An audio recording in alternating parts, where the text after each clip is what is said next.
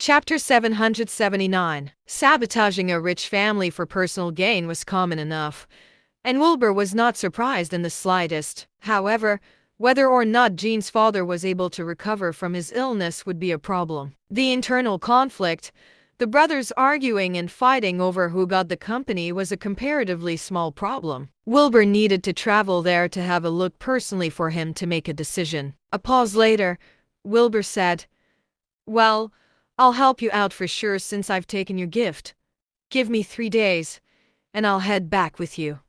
"How's that?" Jean looked clearly anxious but did not protest. He had no choice but to nod. After all, he had spent quite a bit of effort and money to find Wilbur. This man was the head of the Cardin Province Cultivators Association, the real boss of Cape Consortium, and a powerful sanctuary-level cultivator. Any one of those achievements was shocking enough. It was also said that there was nothing he could not do. Jean's family did not have a long legacy, but he had a few ambience-level cultivators serving as his bodyguards. Based on the bodyguards' words, Jean was able to figure out just how powerful someone at the sanctuary level was. He had no choice but to go to Wilbur in hopes that he would be able to help. The crown had indeed been passed down by his grandfather and had been protected safely at home this whole time. In fact, Jean had stolen the crown from his family, taking a risky gamble. Wilbur smiled.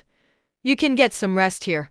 We leave in 3 days." He got up to return to his room, coming up to Faye. Faye scrambled to cover her face at the noise. Despite the fact that she was healing, there was no way she was going to let Wilbur see her before she had fully recovered. Wilbur smiled at her. "I came to tell you that I'm going to punish that old hag. It'll take a few days. You should get all the rest you need." "Isn't she dead?" Faye asked from the covers, surprised. Wilbur chuckled. "Her body's dead, but her soul's about to be punished real soon." Faye nodded silently.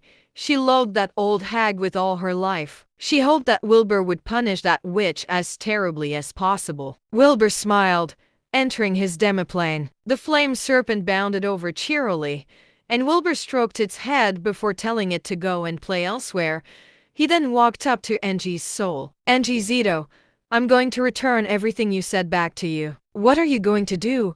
A trembling voice rang through the air. Wilbur smiled. "I'm going to extract her soul so that it can burn in endless flames for eternity." "You wouldn't dare."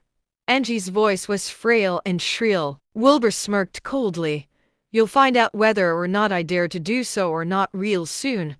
I'm going to know all your secrets, and your soul will never rest in peace. You're going to be tortured by infernal flames forever.